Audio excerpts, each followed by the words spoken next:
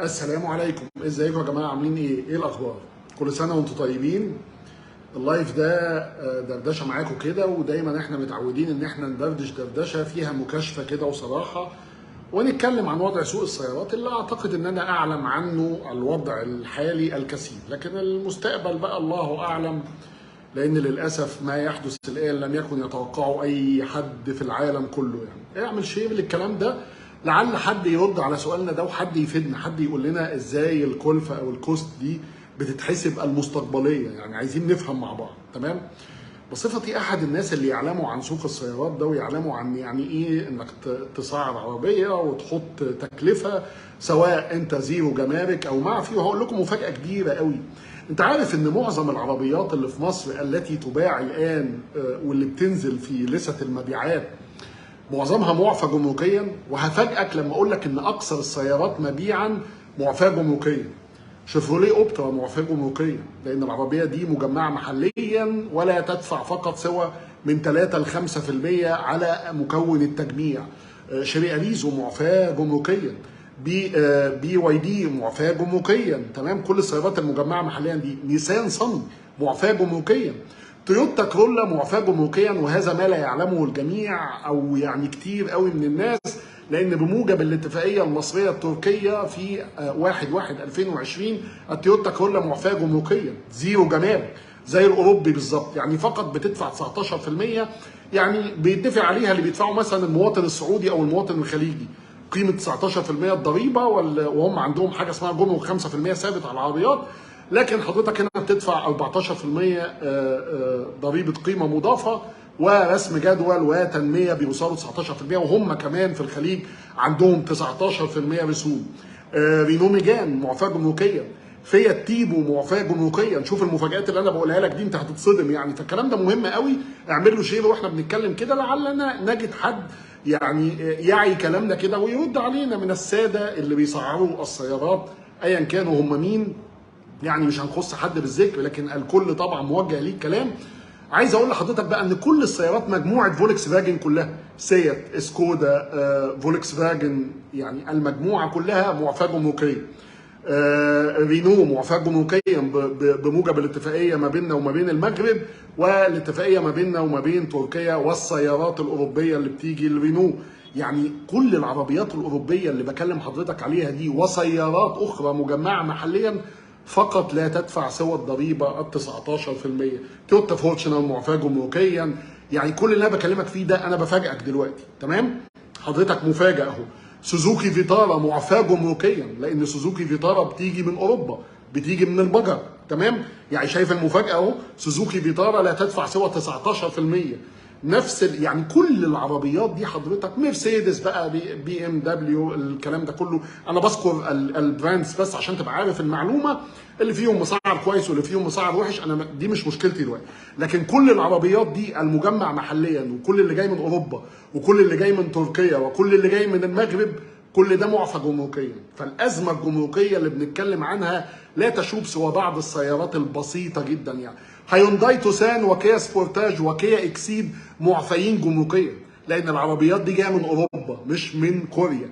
يعني خد المفاجاه عندك. هيونداي توسان، كيا اكسيد، كيا سبورتاج معفيين جمركيا. كل دول بيدفعوا 19%. سكودا كودياك معفاه جمركيا. فولكس فاجن تيجوان معفاه جمركيا.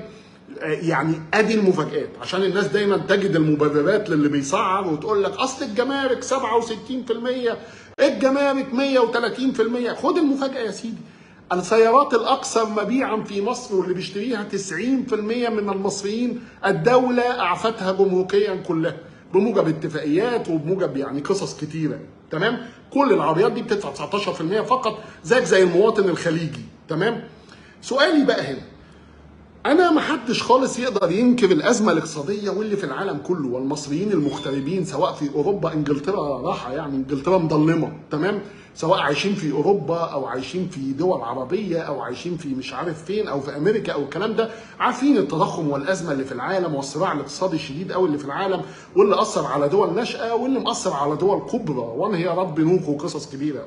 فلا احد ينكر ان العالم اقتصاديا في مكانه سيئه جدا جدا، والدول الناشئه او الدول الناميه زينا اتاثر اقتصادها جامد جدا. فانا عارف ان العمله اتحركت خالص، انا مش جاي اقول لك او جاي انفي، الكلمتين دول مهمين قوي، ويا ريت حد يطلع يرد علينا ويدينا كده او يقول لنا، يقعد معانا بالورقه والقلم كده. يعني دي مش اسرار دوله، حضرتك بتسعر عربيه فادينا افصح، اتكلم معانا عشان نقتنع. عشان انا كمحمود خيري مثلا لما واحد يجي يقول لي اشتري كياس كورتاج يا محمود يا خيري او اشتري هيونداي تسان بمليون و800 الف جنيه، اقول له قيمه مقابل سعر، انزل اشتريها، هو ده الوضع وتستحق يعني. عشان لما واحد يجي يقول لي اشتري سكودا كودياك ب 2 مليون و400، اقول له تسوى يعني، تمام، عشان ضميري يبقى مريحني بس، تمام. حضرتك دلوقتي سواء، وانا هتكلم دلوقتي على البلاك ماركت، على السوق الموازي، على السوق اللي بيتباع فيه، يا عم انت ولا فاهم اي حاجه. كلم اي حد عايش في انجلترا كده وقول له الوضع الاقتصادي عامل ايه، ده الثلاث رؤساء وزراء اتغيروا يا راجل، انت اخرك تتابع منيا القمح، تمام. المهم خلينا في المفيد بس. المفيد ان دلوقتي لما حضرتك تديني تسعيره كل اسبوع العربيه، وتزود في لستة التسعيره دي 100,000 جنيه، بناء على ايه؟ يعني انت بتقول لي اصل انا السوق السوداء وهو فين الدولار والكلام ده، طب انا معاك. الدولار مثلا في السوق السوداء مستقر بقاله مده كبيره على 36 جنيه يا سيدي، 35 ونص، 36، 37، اللي انت عاوزه خالص. انت بتزود 100,000 جنيه كل اسبوع بناء على ايه؟ ما انا مش فاهمك يعني.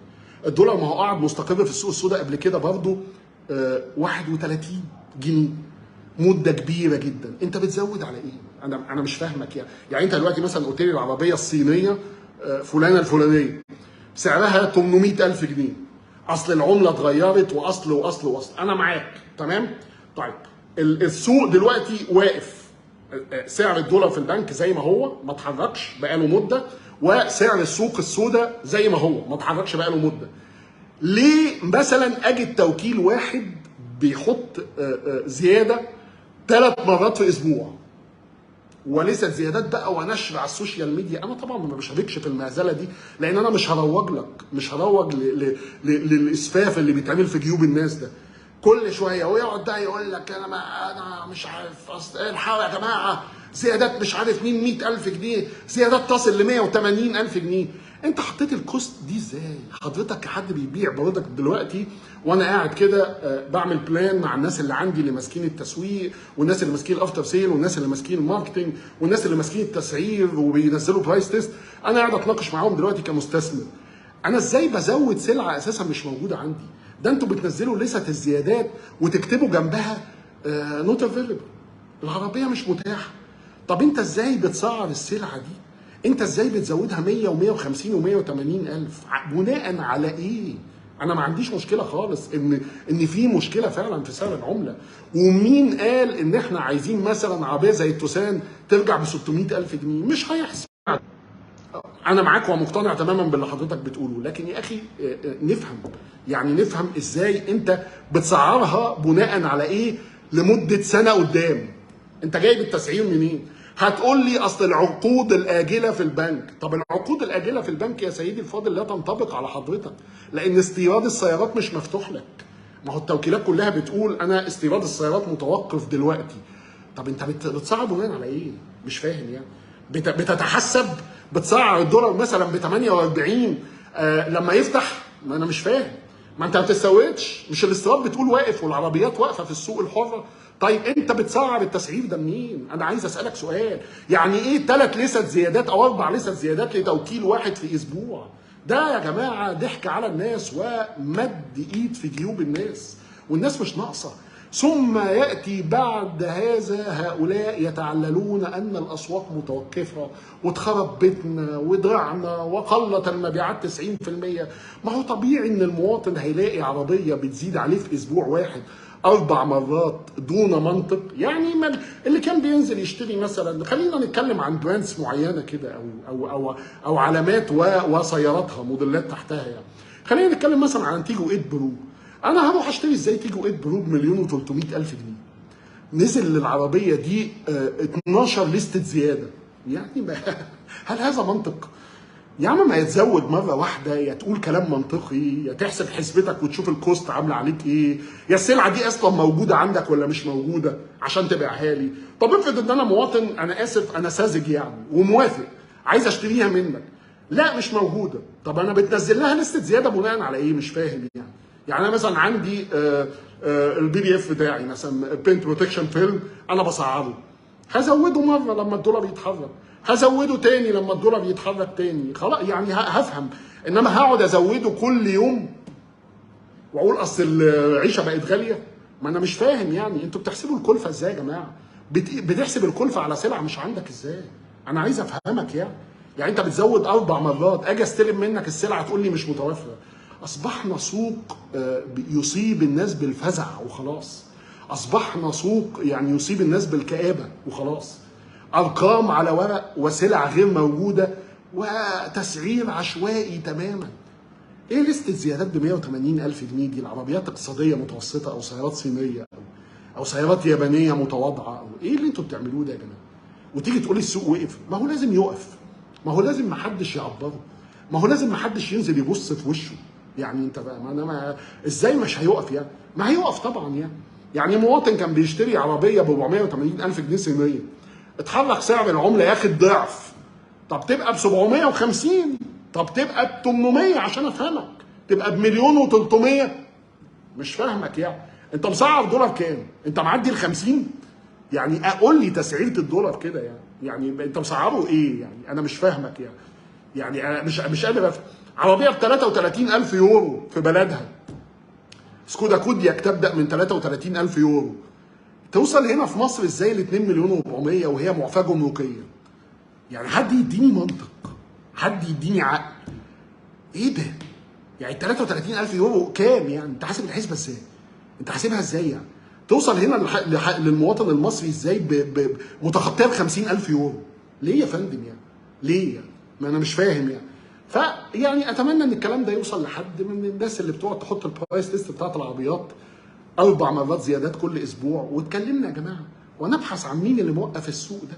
يعني ان كان حتى سوق الاستيراد قل فيه او الاستيراد وقف فيه لفتره معينه او لفتره حرجه بيمر بيها البلد ظرف اقتصادي، نفهم طيب حضرتك ليه بتستغل الظرف الاقتصادي ده بشكل سيء وبعدين ترجع تشكو ان السوق واقف؟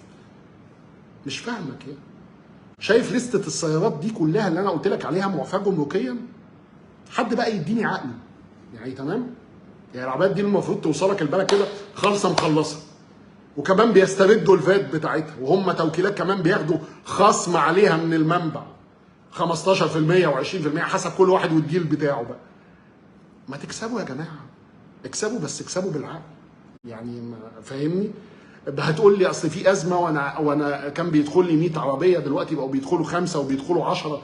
ما حدش قال لك حاجه. اكسب يا اخي، اكسب ضعف، ما تكسبش 3 اضعاف. تمام؟ يعني فنتمنى ان يراجع احد تسعير هؤلاء، وان يبحث احد ازاي الناس دي بترزع لست كده كل اسبوع مش مفهومه ومش واضحه ومش عارفين هي مبنيه بناء على ايه واساسها ايه. شكرا، وكان معكم محمود خيري، وكل سنه وانتم طيبين.